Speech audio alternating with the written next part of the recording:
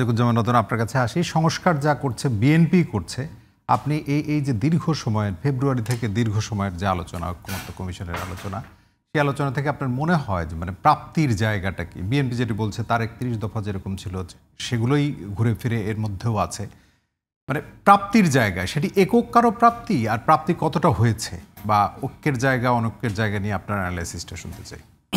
ধন্যবাদ। প্রাপ্তি যদি বিবেচনা করি তাহলে কোন কোন ক্ষেত্রে প্রাপ্তি সেই বিষয়গুলোকে বিবেচনা করতে হবে। যদি বলি যে একটা স্বৈরাচারী ব্যবস্থা থেকে মুক্তি পাওয়া, বলবো সেটা একটা প্রাপ্তি। কিন্তু যদি বলি যে গণতন্ত্র প্রতিষ্ঠা হওয়া, সেক্ষেত্রে অপ্রাপ্তি। যদি বলি যে চূড়ান্ত গুম খুন সেগুলোর হাত থেকে মুক্তি পাওয়া, বলবো এটা একটা প্রাপ্তি। কিন্তু যদি বলি বিনা বিচারে হত্যা কিংবা মব লিঞ্চিংয়ের মাধ্যমে হত্যা, সেগুলো থেকে প্রাপ্তি, সেগুলো কিন্তু তখন আবার শূন্য। ফলে আমি কিন্তু এক কথায় উত্তর দেওয়াটা খুব মুশকিল। আমাদেরকে তো পরীক্ষা পদ্ধতিতে ওই মাল্টিপল চয়েস সিস্টেম যেটা করানো হয়েছিল, এইটা রাজনীতিতে প্রয়োগ করতে গিয়ে আমরা মাল্টিপল চয়েসের নামে আসলে চয়েসটাকে এলিমিনেট করে দিয়েছি। এখন আমাদের নো চয়েস জায়গায় চলে আসছি। এখন সেক্ষেত্রে যদি এরকম হয়, এখন গণভোটের প্রশ্নটা যদি হয়, হেলাল ভাই রাইটলি একটা জিনিস করেছেন। যদি ধরেন গণভোটে যদি জুলাই অভ্যুত্থানের পক্ষে ভোট পড়ে জুলাই অভ্যুত্থান বিজয়ী হয়, হ্যাঁ, তখন কি এই প্রশ্নটা আসবে না যে জুলাই অভ্যুত্থানের পরে যে একটা বছর যে কাজগুলো হয়েছিল সবগুলো কি আপনি ন্যায়সঙ্গত মনে করেন? সেই প্রশ্নের মধ্যে আমাকে পড়তে হবে। যদি জুলাই সনদের পক্ষে বিপক্ষে ভোটে যদি হেরে যাওয়ার ঘটনা কিন্তু পৃথিবীর অনেক দেশে আছে, আমরা ইংল্যান্ডের ব্রেক্সিটেও দেখেছি সেটা। যদি হেরে যায় তাহলে কি দাঁড়াবে? এটা গেলো এক। কারণ গত এক বছরে মানুষের প্রত্যাশার জায়গাটা ধাক্কা খেয়ে প্রত্যাশা থেকে হতাশা থেকে বিরক্তি থেকে বিরোধিতার জায়গায় চলে আসতে পারে। ফলে সেইটা রাখার আপনার কাছে কি খুব পরিষ্কার, মানে এই নিয়ে অনেক লেখালেখি আপনারা আলোচনাও করেছেন, মানে গণভোটের বিষয়বস্তু আসলে কি হবে? মানে বলা হয়েছে ঐক্যমত্য কমিশন থেকে জুলাই সনদের বাস্তবায়ন চায় কিনা জনগণ, এটি আবার বলা হয়েছে নোট অফ ডিসেন্ট যেগুলো আছে সেগুলো সংযুক্ত করে, তাহলে এইটিতে সাধারণ মানুষের মতামত দেওয়ার বিষয়টা কেমন? আসলে আমি সাধারণ মানুষের কথা একটু পরে আলোচনা করি। আপনাকে যদি একটা গণভোটের মতো একটা শিট দেওয়া হয়, স্প্রেডশিটের মতো, যে গণ অভ্যুত্থানে জুলাই অভ্যুত্থানকে সমর্থন করেন কি করেন না, আচ্ছা, তখন আবার বলবে ওখানে, আচ্ছা 4 মূলনীতি পরিবর্তন হোক, চান কি চান না, আচ্ছা তারপরে সংসদে মানে একাধারে এতদিন থাকা আপনি চান কি চান না, এরকম 9টা বিষয়ে যদি দ্বিমত দেওয়া হয়, তাহলে আপনার ভোট দিতে কতক্ষণ লাগবে? এবং এই ভোটটা যদি এরকম হয় 9টা নোট অফ ডিসেন্টের মধ্যে আপনি 3টাতে সম্মত হলেন, বাকি 6টাতে সম্মত হলেন না, অথবা আপনি 4টাতে সম্মত হলেন, 2টার ব্যাপারে আপনি ঠিক সিদ্ধান্ত নিতে পারছেন না, আমি এটা কি হ্যাঁ বলবো না বলবো, ফাঁকা রেখে চলে আসলেন, তাহলে কি হবে?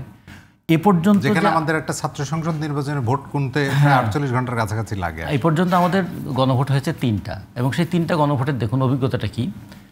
75 সালে জিয়াউর রহমান ক্ষমতায় আসবার পরে তিনি ক্ষমতাটা সংহত হয়েছে, তারপরে 77-এ গিয়ে গণভোট হয়েছে। তার মানে ওটা কিন্তু যখন একটা জিনিসকে অ্যাকসেপ্টেড হয়েছে তার ভিত্তিতে গণভোট। নিশ্চয়ই 85-এও এরশাদ গণভোট করেছে, সে কিন্তু 82-র মার্চে এসে 85-এ গিয়ে গণভোট করেছে, তখন কিন্তু সে স্থায়ী হয়েছে। আর 91 সালের যে গণভোটটা হয়েছে সেপ্টেম্বর মাসে, আপনারা জানেন 90-এ অভ্যুত্থান হলো, 91-এর 27শে ফেব্রুয়ারি নির্বাচন হলো, সংসদ গঠিত হলো, সংসদে এটা অ্যাকসেপ্টেড হলো যে দেশ এখন প্রেসিডেন্সিয়াল ফর্ম অফ গভর্নমেন্ট থেকে পার্লামেন্টারি ফর্ম অফ গভর্নমেন্ট যাবে। তারও আগে একটা ঐক্যমত হয়েছিল সমস্ত রাজনৈতিক দলগুলোর মধ্যে, যারাই নির্বাচিত হোক না কেন তারা সবাই মিলে প্রেসিডেন্সিয়াল ফর্ম অফ গভর্নমেন্ট থেকে পার্লামেন্টারি ফর্ম অফ গভর্নমেন্টে আসবেন। এইটা পার্লামেন্টে অ্যাকসেপ্ট হওয়ার পর তার ভিত্তিতে গণভোট হলো। বা 3টা গণভোট ছিল কিন্তু একটা সেটেল ফ্যাক্টের উপরে আমরা জনগণের সম্মতি নেওয়া। আর এইবার জাস্ট উল্টাটা হয়ে যাচ্ছে, মানে জনগণের সম্মতি নিয়ে তারপরে এটা করবে সমস্ত বিষয়। তখন একটা প্রশ্ন এসেছিল, আচ্ছা গণভোটের কি আইনি বৈধতা বলতে কিছু আছে? পাবলিক মানে একটা বলবো যে স্যাংশন, পাবলিক স্যাম্পল, জনগণের সর্বাত্মক সম্মতি আছে।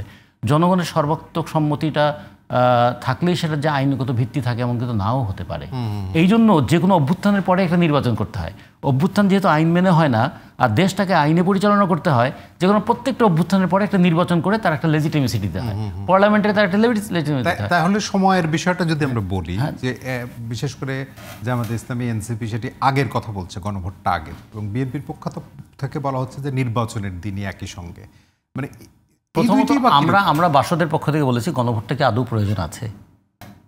যদি আমাদের রাজনৈতিক দলগুলো 30টা রাজনৈতিক দল তারা সবাই মিলে যে প্রশ্নগুলোতে একমত হয়েছেন তা সেটা তো একটা একমত হয়েই গেল, তাহলে পরবর্তী পার্লামেন্টে যারা বিজয়ী হয়ে আসবেন তারা এই কনসেনসাসের ভিত্তিতে তারা চেষ্টা করবেন জনগণের রাজনৈতিক দলের মতামতগুলোকে ইমপ্লিমেন্ট করতে।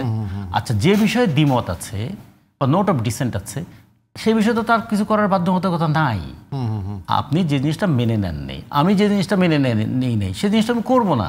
ফলে এক্ষেত্রে বা গণভোট দিয়ে কি আপনি আমাকে বাধ্য করতে পারবেন?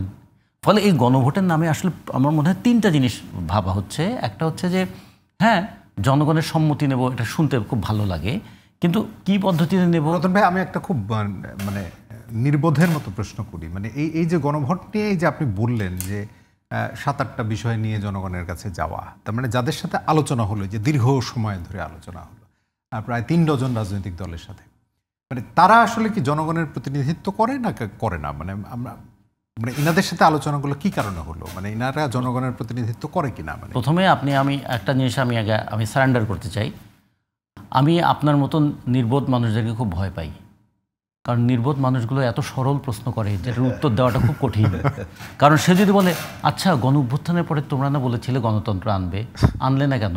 একটা নির্বোধ মানুষ যদি এই প্রশ্নটা করে, একজন নির্বোধ মানুষ যদি বলে আচ্ছা তোমরা যে গণ অভ্যুত্থানের পরে তোমরা যে একটা যেটা বলি মব ভায়োলেন্সের জায়গায় চলে গেলে, এটা কি গণতন্ত্রের সঙ্গে সঙ্গতিপূর্ণ? বাবা আমাকে একটু বুঝায় বলো। খুব মুশকিল। তার মানে আপনি নির্বোধের মতো প্রশ্ন করলে আমি ভয় পেয়ে গেলাম, আমি কিন্তু ওইটার উত্তর দিতে পারবো না। আপনি একটু চালাক চতুরের মতো প্রশ্ন করেন, তাহলে আমিও একটু চালাকি করতে পারি আপনার সঙ্গে। এখন যে চালাকিটা হচ্ছে আমাদের, যারা বলছেন তারা সবাই কিন্তু এক ধরনের মনে হচ্ছে যে চালাকির মধ্যে আছেন, এবং কে কতটা কথার মার প্যাচে কাকে আটকে ফেলতে পারেন এটা কিন্তু মানুষ দেখছে। যে এতদিন ধরে আলাপ আলোচনা করে শেষ পর্যন্ত আপনারা এই জায়গায় কেন আসছেন? তার মানে আপনারা কি ধরে নিয়েছেন যে আলোচনার আমি সমাপ্তি করতে চাই না? কিংবা আপনারা এটাই কি ভেবে নিয়েছেন যে এমন এমন প্রশ্ন তুলব যেটা এন্ডলেস ডিবেট হবে? কিংবা আপনারা কি মনে করেছেন যে এমন প্রশ্ন তুলব যেটা আপনি জান গেলেও মেনে নিতে পারবেন না? ফলে যদি খেলাটা এইরকম হয়, আপনি প্রথমে খেলার কথা বলেছিলেন না, মানে খেলার জন্য কি কি, আমি তো মনে করি খেলার জন্য তো 6টা জিনিস তো খুবই দরকার। প্রথমত মাঠ তো খুব দরকার, হ্যাঁ। তারপর মাঠের পরে কি লাগবে? খেলাটা শিডিউল লাগবে, কোন দিন কোন খেলা হবে। তা আমাদের এখনও কিন্তু খেলার শিডিউল হয়নি। আচ্ছা, তারপরে যে টিম সাজানো, এই টিমে কে কোথায় কোন পজিশনে খেলবে। আচ্ছা, তারপরে আসলে খেলাটা পরিচালনা করবে কে? পরিচালনা কমিটি, রেফারি সহ সব। এই রেফারি যদি আবার যে উল্টোপাল্টা করে তাহলে কিন্তু খেলার মধ্যে গন্ডগোল লেগে যেতে পারে। তারপর আছে দর্শকের আয়োজন লাগবে না, শুধু আমরা একা একাই খেলবো, দর্শক লাগবে না। তারপরে ভোটারদেরকে এখানে ইনভলভ করার প্রশ্ন করতে হবে না। তারপরে হচ্ছে শেষ বিষয়টা হলো পুরস্কার বিতরণীটা ঠিক মতো হবে কি?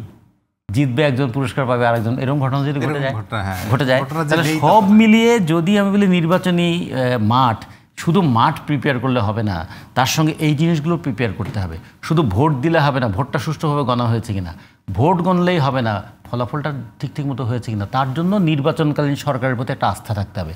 যে কারণে তো প্রশ্ন এসেছিল যে নির্বাচনকালীন তত্ত্বাবধায়ক সরকার চাই অথবা নির্বাচনকালীন তদারকি সরকার চাই। তো সেই বিষয়গুলোই না আলোচনা হওয়া উচিত। এটার কি সম্ভাবনা আছে? আর মানে বিদ্যমান এখন পরিস্থিতিটা যেরকম আসছে তাতে এই যে ডিলে পলিসির মধ্য দিয়ে কিন্তু অনিশ্চিতকরণের একটা আমরা আশঙ্কা লক্ষ্য করছি। 2, আমরা এটা মনে করছি যে অন্তর্বর্তীকালীন সরকারের মেয়াদটা দীর্ঘায়িত হওয়ার একটা লক্ষণ তৈরি হতে পারে। তাহলে অন্তর্বর্তীকালীন সরকারের সর্বাধিক সুবিধাভোগী যারা, তারা চাইবেন এই সরকারটা একটু দীর্ঘায়িত থাকুক। তারপর একটা হতে পারে এমন একটা পরিস্থিতি তৈরি হবে যে নো মোর এই ইন্টারিম গভর্নমেন্ট। তাহলে কি হবে? ইন্টারিম গভর্নমেন্ট না, তাহলে আর একটা হয় অভ্যুত্থান হবে অথবা আর একটা অন্য ধরনের শাসন আসবে। সেটাও কি তাহলে ভালো হবে? সব মিলিয়ে পরিস্থিতিটা কিন্তু একটু জটিল করে তুলেই, অনেক না ঘোলা পানিতে মাছ শিকারটা অনেকেই করতে চান, তাহলে একটু জটিল করে তুলে একটা কি একদিকে যেতে চান।